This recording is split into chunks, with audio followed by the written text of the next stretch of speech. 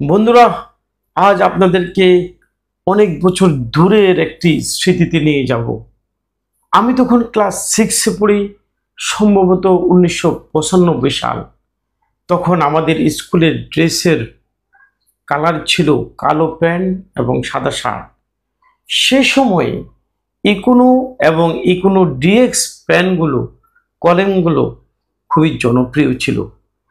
স্বভাবতই আমরাও সেই কলমগুলো ব্যবহার করতাম। সেই কলমটি আমরা এইভাবে রাখতাম পকেটের মধ্যে। কলমের মাথার দিকটি উপরে ছিল ক্যাপের দিকে, আর নিচের দিকটি ক্লিয়ার ছিল। অনেক সময় গরমে ওই সাদা শার্টের পকেটে কলমের কালিগুলো ছেড়ে দিত, আর বাম পাশের এই পকেটটি কালো কালি বের হয়ে চপচপে চেপটে যেত।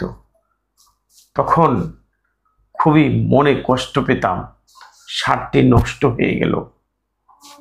ওই কালি আর উঠতো না, ওই শার্টটি পুরোপুরি নষ্ট হয়ে যেত।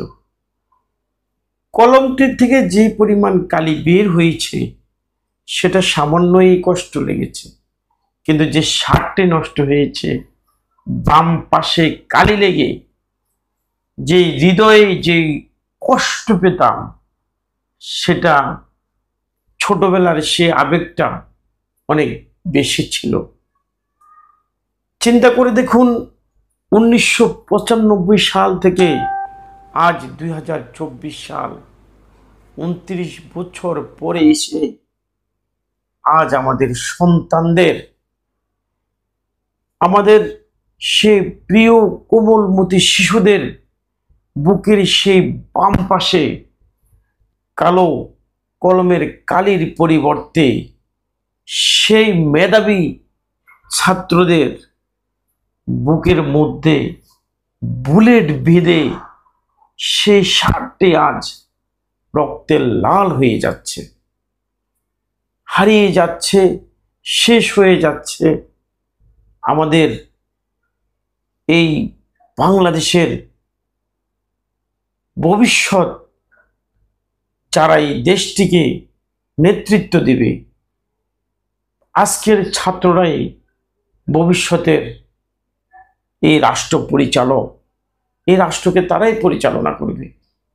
মনে রাখবেন, একটি ছাত্র, একটি সন্তান এতটুকু পর্যায়ে বড় করে নিয়ে আসতে একজন মা বাবার কত কষ্ট হয়েছে।